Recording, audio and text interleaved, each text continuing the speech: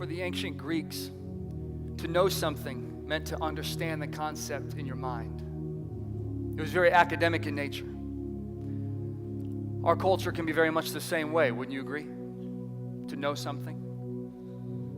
You know what's interesting? In contrast, for a Hebrew person like Jesus, to know something entailed experiencing it. As a matter of fact, you wouldn't say that you knew something unless you had dealt with it personally.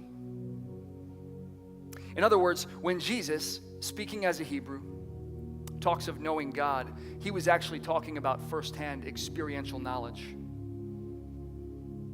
There's a major difference between knowing something is true in your head and experiencing it in your life, living it, breathing it, feeling it. You know, sadly, many people today, they're caught up in simply knowing about God. The problem with this is that God doesn't want us to just know about him. He wants us to know him.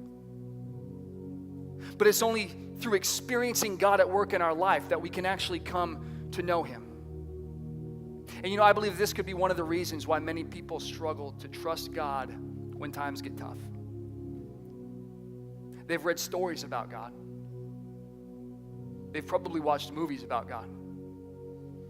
They've probably had family tell them stories about God's faithfulness.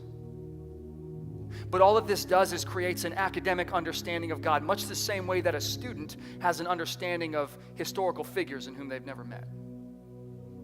That's not personal. And the reality is that God desires a love relationship with us that is true, that is personal, that is true to the very core of who we are. You know, the truth is, only knowing about God can leave you questioning everything.